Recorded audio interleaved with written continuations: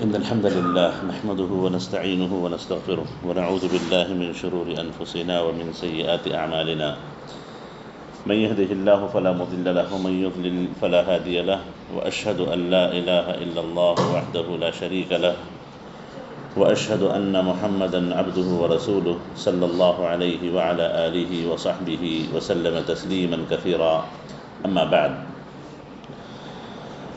معزز حاضرین، شیخ الاسلام محمد ابن عبد الوہاب رحمہ اللہ کی کتاب التوحید کا یہ سلسلہ چل رہا ہے. اسی سلسلے کی کڑی ہے. تقریباً اس کے ہم نے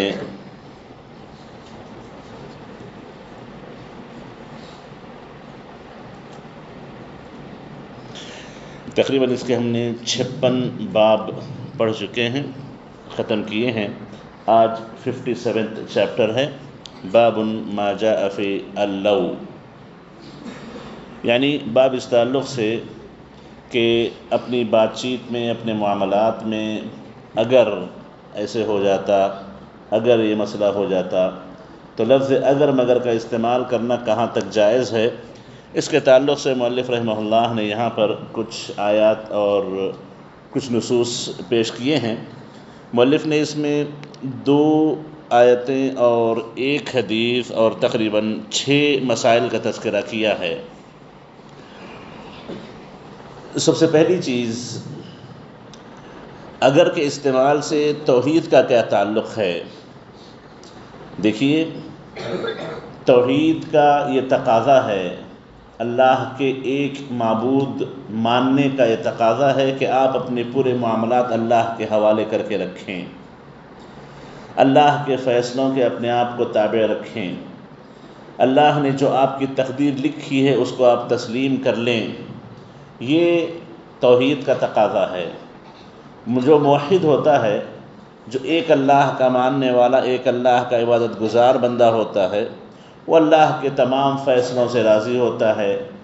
بعض مرتبہ فیصلے اس کی اپنی خواہش کے مطابق ہوتے ہیں اور بعض فیصلے اس کی اپنی خواہش کے خلاف ہوتے ہیں. تقدیر کبھی اچھی ہوتی ہے، کبھی بری ہوتی ہے. مکمل تقدیر کو تسلیم کر لینا اور اپنے آپ کو اللہ کے فیصلوں کے سپرد کر دینا، یہ توحید کا تقاضا ہے، توحید کے نتائج اور اثرات میں سے ایک اثر ہے. اور اگر بندہ کسی مسئلے کے ہو جانے پر اگر مگر اس قسم کے الفاظ وہ استعمال کرنے لگے تو گویا اس میں یہ ہوگا کہ سب سے پہلے تو وہ اللہ کی تقدیر پہ اعتراض ایک قسم کا کر رہا ہے کہ اگر یہ ہو جاتا تو وہ نہیں ہوتا، اگر میں نے وہ کر لیا ہوتا تو مجھے کامیابی مل جاتی. اس قسم کی باتیں عام طور پر اس بات کا اشارہ دیتی ہیں کہ جو آپ کے ساتھ ہوا ہے آپ اس سے ناراض ہیں. جو تقدیر اللہ نے آپ کی لکھی ہے اس پر آپ کو اطمینان نہیں ہے، اور جو اللہ نے آپ کے حق میں فیصلہ کیا ہے اس فیصلے سے آپ ناخوش ہیں، ایسے لگتا ہے. تو اس وجہ سے لفظ لو کا استعمال، عربی زبان میں لو کہتے ہیں، جس کو اردو میں آپ اگر کہہ لیں کہ اگر یہ ہو، اگر وہ ہو، تو اس کلمے ہی سے روک دیا گیا ہے، اس لفظ ہی سے روک دیا گیا. اور اس لفظ کا استعمال اس بات کا اشارہ دیتا ہے کہ آپ ابھی توحید میں پختہ نہیں ہیں، توحید میں آپ پکے نہیں ہیں، آپ کی توحید میں بھی کمی باقی ہے. اسی کو بیان کرنے کے لیے مؤلف رحمہ اللہ نے یہاں پر 2 آیتیں اور 1 حدیث پیش کی ہے. سب سے پہلی جو آیت پیش کی سورہ آل عمران کی آیت نمبر 154 ہے، جس میں منافقین کہا کرتے تھے، یقولون لو کان لنا من الامر شیء ما قتلنا ہاہنا. وہ لوگ جب جنگ احد کے لیے نکل کے گئے تھے، یعنی دیکھیے اسلامی جنگیں جو ہوئی ہیں، جنگ بدر بغیر کسی تیاری کے اچانک واقع ہو گئی. اللہ کے نبی تجارتی قافلے کی غرض سے نکلے تھے، لیکن سامنے مشرکوں کا لشکر آ گیا. اللہ کے نبی کو چاروں ناچار اللہ کے حکم سے ان کا مقابلہ کرنا پڑا، اور یہ جنگ بدر اسلامی تاریخ کی سب سے عظیم جنگ ہے. سب سے عظیم جنگ ہے جس میں مسلمانوں نے اپنی جانوں کے نذرانے پیش کیے، اپنی بہادری کے نمونے پیش کیے، اور ایسی تاریخ رقم کی کہ ویسی تاریخ رہتی دنیا تک کوئی پیش نہیں کر سکتا۔ یہ جنگ بدر ایسے واقع ہوئی۔ جنگ احد یہ باقاعدہ ایک ترتیب کے ساتھ واقع ہوئی تھی، ایک وعدے کی بنیاد پہ واقع ہوئی تھی۔ تو اس وقت کچھ منافقین اللہ کے نبی کو چھوڑ کر کے ہٹ گئے تھے، تو ان لوگوں نے جو باتیں کہی تھیں، کیونکہ اس جنگ میں کافی مسلمان بھی مارے گئے، مسلمانوں کی ایک چھوٹی سی اللہ کے نبی کی مخالفت کی وجہ سے اللہ کے نبی نے کچھ لوگوں سے کہا تھا، کچھ تیر اندازوں سے کہا تھا کہ آپ فلاں جگہ پہ ٹھہرے رہو، اگر ہم ہار بھی جائیں، اگر ہم جیت بھی جائیں تو اپنی جگہ نہ چھوڑنا۔ لیکن جب جنگ احد اللہ کے نبی نے ابتدا میں جیت لی تو ان لوگوں نے اللہ کے نبی کی مخالفت کرتے ہوئے یہ سمجھ کر کے اب جنگ ختم ہو گئی، جگہ چھوڑ دی، تو وہیں سے کافروں نے حملہ کیا تھا اور مسلمانوں کو نقصان پہنچایا تھا۔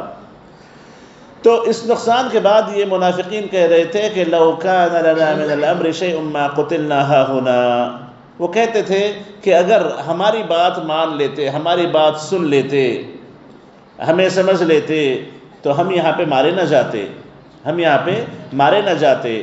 تو ان لوگوں نے جو کلمہ استعمال کیا، اگر ہماری بات مان لیتے، اگر ہمارا کچھ چلتا، ہمارا کچھ بس چلتا تو ہم یہاں پہ مارے نہ جاتے۔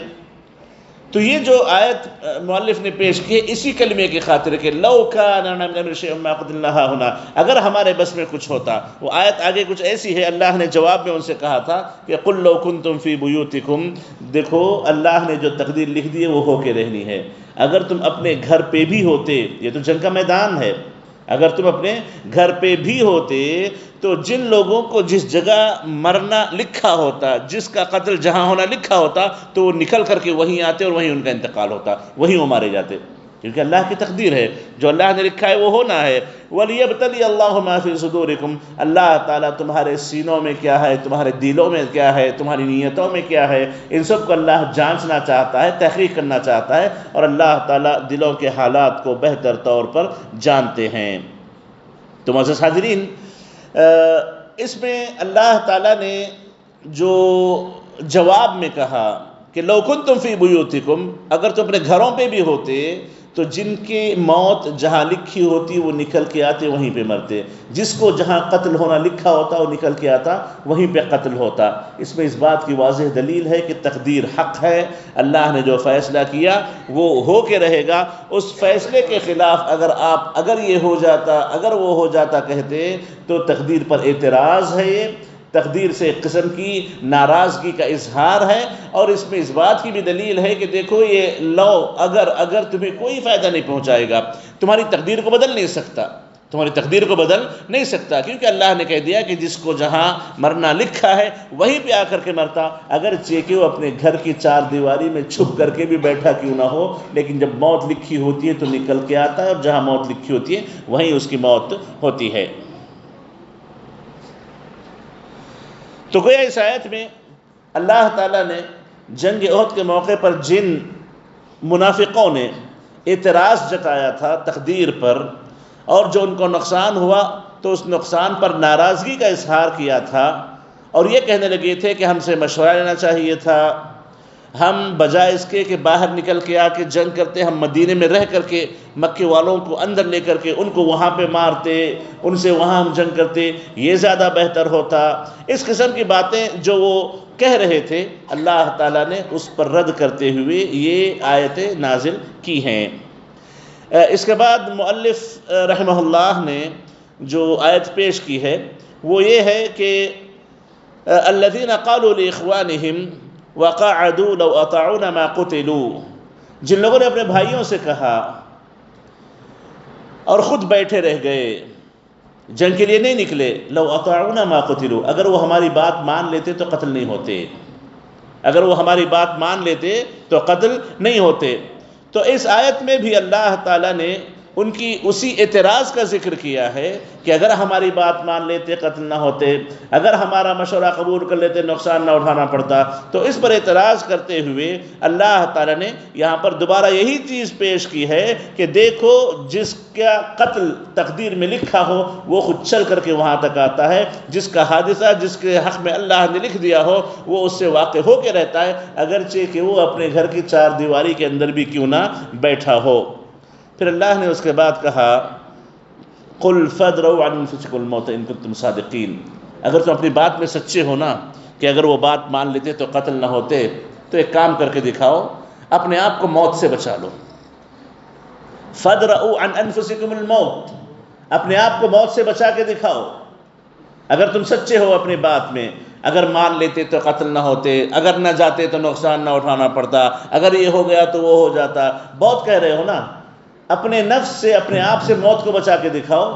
کوئی نہیں بچا سکتا، موت ہر ایک کو آنی ہے، موت ہر ایک کو آنی ہے۔ جہاں اللہ نے جس حالت میں جب لکھا ہے تبھی موت آتی ہے، اسی حالت میں آتی ہے، وہیں پہ آتی ہے۔ تم اپنے بات پہ سچے نہیں ہو، اپنے بات پہ تم جھوٹے ہو۔ اگر سچے ہو تو اپنے آپ کو تم موت سے بچا کے دکھاؤ۔ جب موت کو نہیں بچا سکتے تو قتل کہاں سے بچا پاؤ گے، دوسری چیزیں کہاں سے بچا پاؤ گے؟ تو گویا اللہ تعالیٰ نے ان پر سختی سے انکار کیا کہ اس قسم کے اعتراضات ان کو نہیں کرنے چاہیے۔ اللہ نے جو تقدیر لکھ دی ہے اور اللہ کے بندے اللہ کے میدان میں جہاد کے لیے جو نکلے تھے، اللہ نے ان کی شہادتیں قبول کر لی ہیں۔ اور اسی طریقے سے اس میں اس بات کی بھی دلیل ہے کہ دیکھو آپ ہزار احتیاط کر لو، اللہ نے آپ کی تقدیر میں کچھ لکھا ہو تو وہ چیز واقع ہو جاتی ہے۔ آپ نے ہزار احتیاط کی ہوگی لیکن اللہ نے آپ کی تقدیر میں کوئی چیز لکھ رکھی ہو تو آپ ایسی صورت میں اس سے بچ نہیں پاتے۔ الحذر لا یغنی من القدر شیئا۔ آپ لوگوں میں سے کئی لوگوں نے دیکھا ہوگا، کورونا کا زمانہ کچھ سال پہلے گزرا ہم لوگوں پر سے، لوگوں نے کافی احتیاط کی، گھروں سے نہ نکلے، کافی احتیاط کے اقدامات کیے، سب کچھ کیا، ہر قسم کا پریکاشن لیا، لیکن کئی لوگوں کو ان کے اپنے گھروں میں بیماری پہنچ گئی، بیمار ہو گئے، بیماری کا شکار ہو گئے۔ اس کا مطلب یہ نہیں ہے کہ احتیاط نہیں کرنی چاہیے، احتیاط پوری کریں، آپ احتیاط پوری کریں، لیکن جہاں پر تقدیر میں کوئی چیز لکھی ہوئی ہو احتیاط کوئی فائدہ نہیں دیتی، احتیاط کوئی فائدہ نہیں دیتی۔ جب احتیاط کوئی فائدہ نہیں دیتی تو واقعہ ہو جانے کے بعد افسوس کرتے ہوئے اگر میں نے وہ کر لیا ہوتا، اگر میں فلاں ڈاکٹر کو دکھا لیتا، اگر میں فلاں سے مل لیتا، اگر میں فلاں جگہ نہ جاتا، یہ سب غلط باتیں ہیں، یہ سب باتیں نہیں کرنی چاہیے۔ یہ تقدیر پر اعتراض ہے، یہ اللہ کے فیصلوں پر ایک قسم کا اعتراض شمار کیا جاتا ہے۔ اس کے بعد مؤلف رحمہ اللہ نے ایک حدیث پیش کی ہے،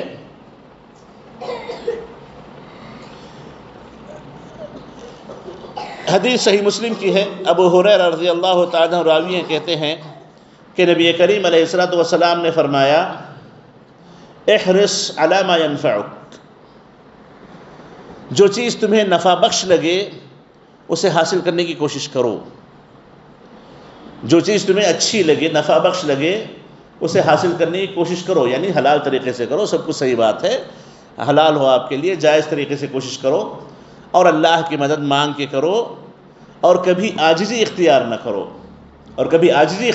کرو، اور سب کچھ کوشش کرنے کے باوجود بھی تم نے پوری احتیاط کی، تم نے پوری کوشش کی، پوری محنت کی، اس کے باوجود بھی اگر وہ چیز جو تم چاہ رہے تھے، نفع بخش سمجھ رہے تھے، تمہیں نہ ملی، تو تم ایسے نہ کہو کہ اگر میں نے فلاں کام کر لیا ہوتا تو مجھے مل جاتا، اگر فلاں چیز ہو جاتی تو مسئلہ ایسے نہیں ویسے ہوتا، ایسے مت کہو، بلکہ کیا کہو تم، قدر اللہ ما شاء فعل، اللہ نے جو مقدر کیا وہ اللہ نے مقدر کیا، اور اللہ نے جو چاہا اللہ نے وہ کیا۔ اللہ کی تقدیر سے رضامندی کا اظہار کرو۔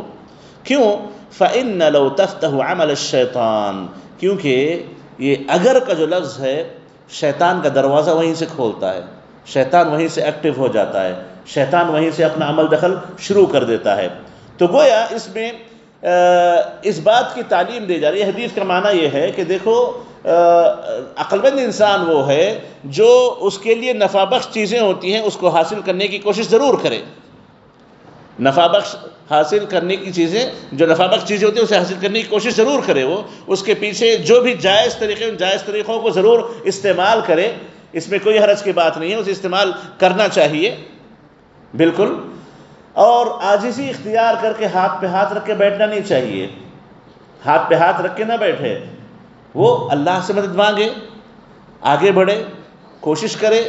اللہ نے مقدر میں لکھا ہو تو ہو جائے گی، اگر اللہ نے مقدر میں نہ لکھا ہو تو ایسی صورت میں اس کے نہ ملنے پر اگر کے الفاظ نہ کہیں. مقدر میں لکھا تھا ہو گیا، مقدر میں لکھا تھا ہو گیا، اس کو تسلیم کر لیں، اس کو تسلیم کر لے. اللہ کے نبی علیہ السلام کہتے ہیں کہ کیونکہ بندہ اگر لو کا لفظ اگر اسٹارٹ کر دے، کہنے لگے، تو شیطان وہیں سے ایکٹیو ہو جاتا ہے، شیطان وہیں سے کھیل شروع کر دیتا ہے. کیا ہوگا؟ بلیمنگ شروع ہو جائے گی، ایک دوسرے کو بلیم کریں گے، فلاں کی وجہ سے ہوا، فلاں کی وجہ سے ہوا، فلاں کی وجہ سے ہوا. اگر وہ نہ آتا تو ہو جاتا، اس نے آ کر کے بیچ میں کام کیا، اس نے آ کر کے شکایت کر دی، وہ آ کر کے رکاوٹ بن گیا، یا اس کی نحوست سے ہو گیا، فلاں ہو گیا. ان سب باتوں سے ہٹ کر کے آپ اگر یہ کہہ دیتے ہیں قدر اللہ وما شاء فعل، اللہ نے جو مقدر کیا، اللہ نے جو چاہا وہ ہو گیا، تو اس میں ہر قسم کی آپ کو سہولت ہو جاتی، ہر قسم کی آپ کو سکون حاصل ہو جاتا، اور آپ اطمینان سے رہتے کہ اللہ نے جو چاہا وہ کیا، آپ سکون سے رہتے. تو یہ سب سے سلیم، سب سے بہتر طریقہ اللہ کے نبی علیہ السلام نے ہمیں سکھایا ہے کہ یہ طریقہ اپنانا چاہیے. اگر مگر کہہ کر کے اپنے معاملات کو نہ بگاڑے، اپنے تعلقات کو نہ بگاڑے. تو اس میں گویا اس بات کی دلیل ہے، اس حدیث سے جو اور فائدے ہمیں ملتے ہیں، اس میں ایک فائدہ یہ بھی ہے کہ دیکھو، جو چیز تمہیں نفع بخش ہوگی، تمہیں لگتا ہے کہ تمہارے لیے مفید ہے، حاصل کرنے کی کوشش پوری ضرور کرو، اللہ سے مدد مانگ کے کرو، اللہ مدد کرنے والا ہے. جب تک اللہ کی مدد نہیں ہوگی آپ کا کوئی کام نہیں ہوگا، آپ اپنے طور پر کوئی کام نہیں کر سکتے جب تک کہ اللہ تعالیٰ آپ کی مدد نہ کر دے، کیونکہ جو اللہ چاہتا ہے وہی ہوتا ہے. تو گویا اس میں اللہ کے نبی نے یہ تعلیم دی ہے کہ تمہیں ہزار اللہ نے طاقت دی ہو، ہزار اللہ نے صلاحیتیں دے رکھی ہوں، یاد رکھو جب تک تم اللہ کی مدد سے آگے نہیں بڑھو گے تمہارا کام پورا نہیں ہوگا. جب تک اللہ کی مدد سے آگے نہیں بڑھو گے تمہارا کام پورا نہیں ہوگا. تو اللہ کی مدد کے ساتھ ہمیں آگے بڑھنا چاہیے، اس بات کی گویا اس میں ہمیں تعلیم دی جا رہی ہے. اور اسی طریقے سے اس میں اس بات کی بھی تعلیم ہے کہ بندہ اسباب اپنائے، کوشش کرے، محنت کرے، اور جو جائز طریقوں کو استعمال کر کے اس نفع بخش چیز کو جو ہو سکتا ہے اس کے لیے نفع بخش اسے لگ رہی ہو، اس کو حاصل کرنے کی کوشش کرے.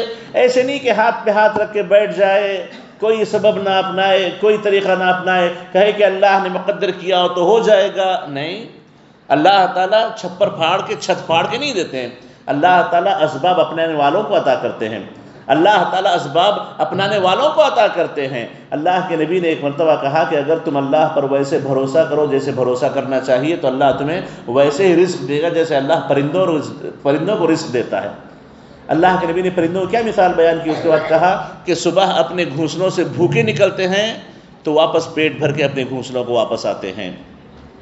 صبح پیٹ خالی تھا ان لوگوں کا، تلاش میں نکلے، شام جب واپس لوٹے تو پیٹ ان کے بھرے ہوئے ہیں. وہ اپنے گھونسلوں میں بیٹھے نہیں رہے کہ اللہ ان کے گھونسلوں میں رزق پہنچا دے گا. تو اس میں اسی بات کی دلیل ہے کہ بندے کو اسباب اپنانے چاہیے، اور بندے کو چاہیے کہ وہ اس کے لیے جن چیزوں کی خرچ کرنے کی ضرورت پڑے، جو محنت لگانے کی ضرورت پڑے، جن سے بات کرنے کی ضرورت پڑے، وہ آگے بڑھے، بات کرے، تبھی جا کر کے اللہ تعالیٰ اس کے معاملات کو حل کرتے ہیں. ہاتھ پہ ہاتھ رکھ کے بیٹھنے والوں کے معاملات حل نہیں کیے جاتے. اور اسی طریقے سے اس میں اس بات کی بھی دلیل ہے کہ دیکھو، قضا اور قدر یہ اللہ کی طرف سے فیصلے ہو چکے ہیں. اللہ کی طرف سے قضا اور قدر کے فیصلے ہو چکے ہیں، اللہ فیصلہ کر چکا ہے قضا اور قدر کا. اب اس کا مطلب یہ نہیں ہے کہ اسباب نہیں اپنانے چاہیے. اللہ نے فیصلہ کر دیا ہے نہیں ملے گا تو بندہ کیوں کوشش کرے؟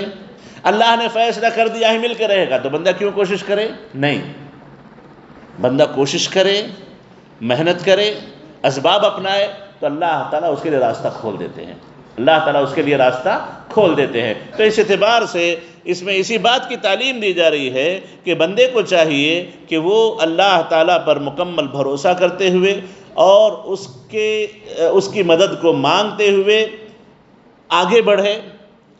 نہ ہونے پر اگر مگر کے الفاظ نہ کہے کہ تمہاری وجہ سے نہیں ہوا، فلاں کی وجہ سے نہیں ہوا، اللہ نے مقدر نہ کیا، نہ ہوا، یہ مان کے چلے، تو اس اعتبار سے شیطان ان کے درمیان آ کر کے کھیل نہیں کھیلے گا، شیطان آ کر کے ان کے معاملات کو نہیں بگاڑے گا۔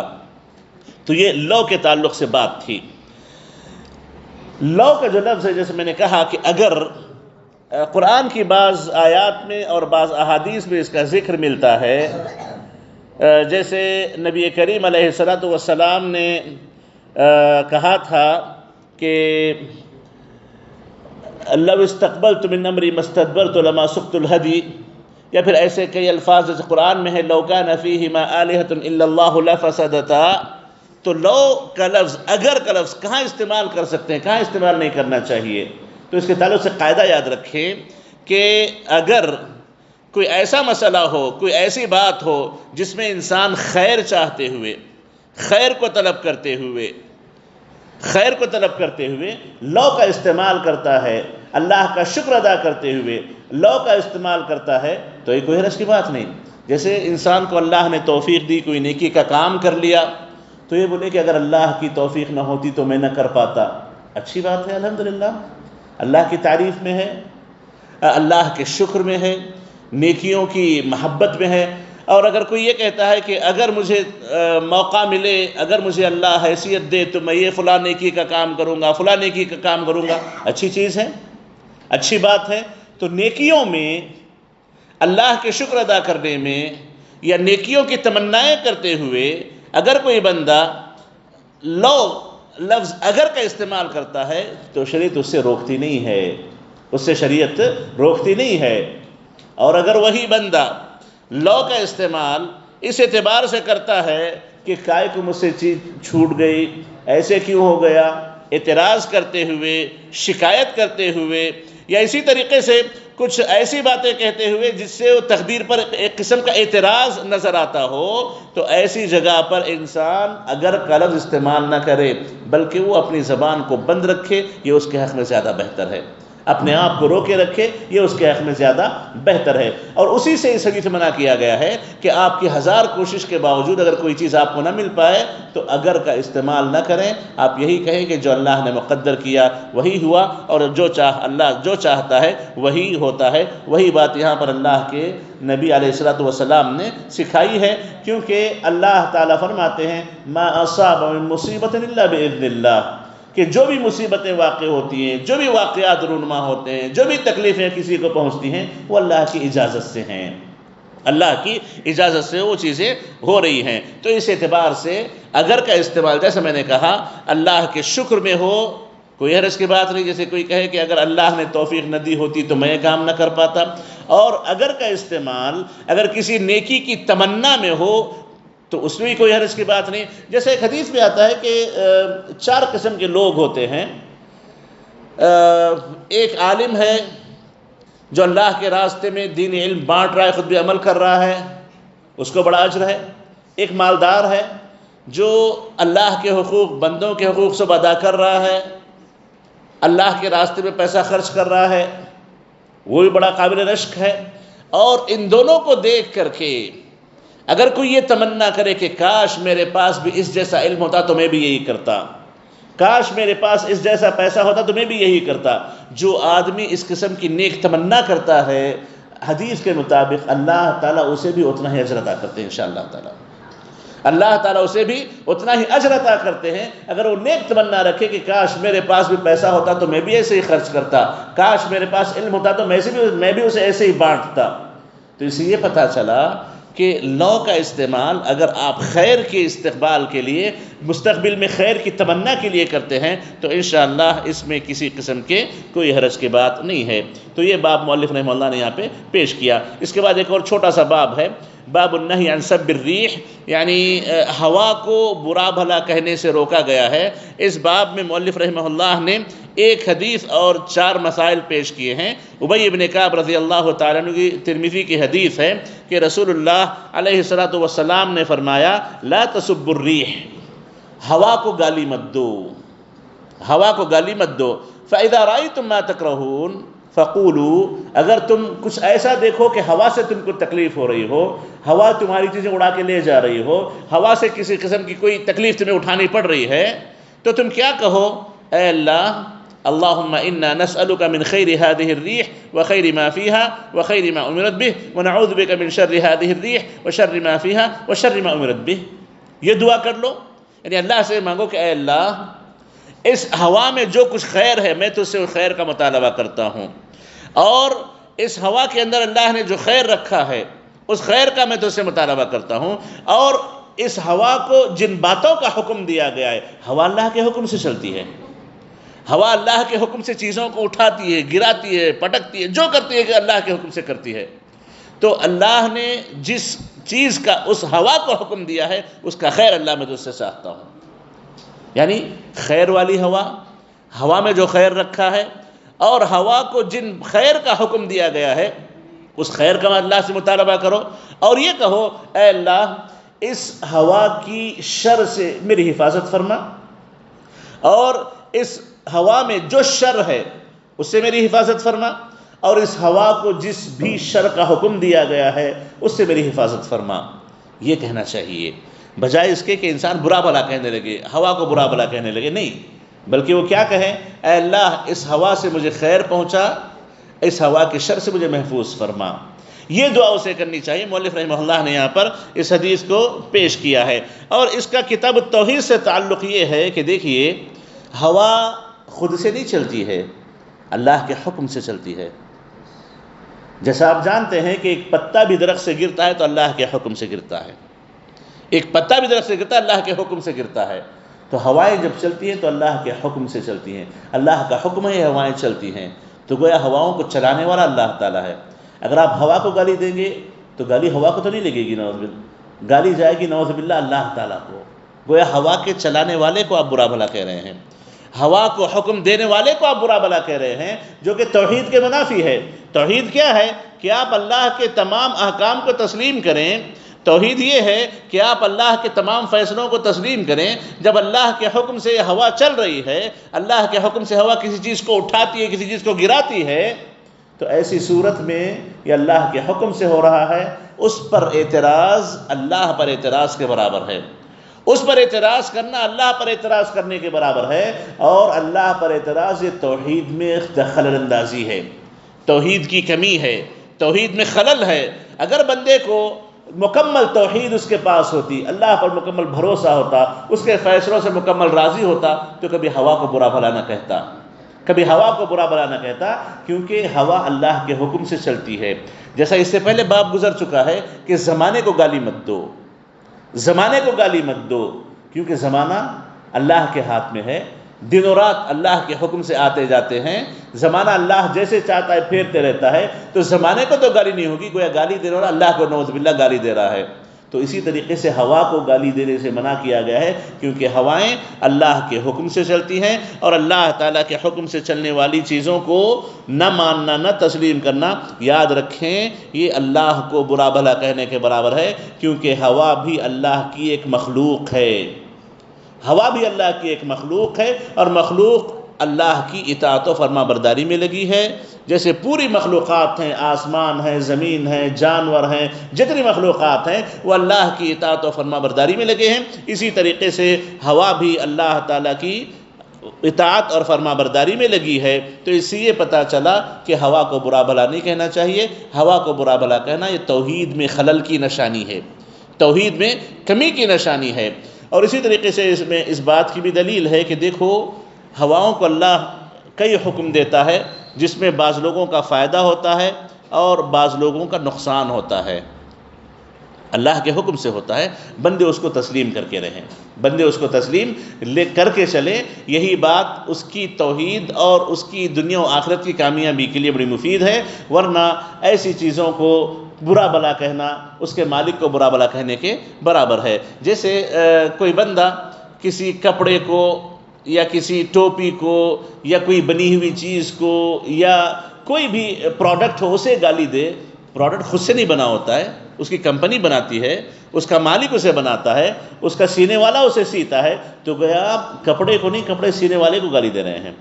گویا آپ اس پروڈکٹ کو نہیں، پروڈکٹ بنانے والے کو گالی دے رہے ہیں، تو بالکل ویسے ہی ہے، ہمیں چاہیے کہ ہم کبھی ہوا کو برا بھلا نہ کہیں۔ یہ 2 باب آج ہم نے پڑھے ہیں، انشاءاللہ اگلے مرتبہ مزید جو کچھ اور باب باقی ہیں اس کے تعلق سے بات ہوگی۔ اللہ تعالیٰ سے دعا ہے کہ اللہ تعالیٰ ان توحید کے مسائل کو ہمیں تفصیل کے ساتھ سمجھ کر کے اپنی توحید کی حفاظت کرنے کی توفیق نصیب فرمائے، اور ہر وہ بات جو ہماری توحید میں خلل انداز ہو سکتی ہو، توحید میں کمی کا باعث بن سکتی ہو، اللہ تعالیٰ ان تمام باتوں، ان تمام کمیوں سے ہمارے نسلوں کی، ہماری آل اولاد کی، ہمارے رشتہ داروں کی حفاظت فرمائے، اور اللہ تعالیٰ جب تک زندہ رکھے توحید پر زندہ رکھے، اور جب موت دے تو کلمہ لا الہ الا اللہ پر ہمارا خاتمہ فرمائے۔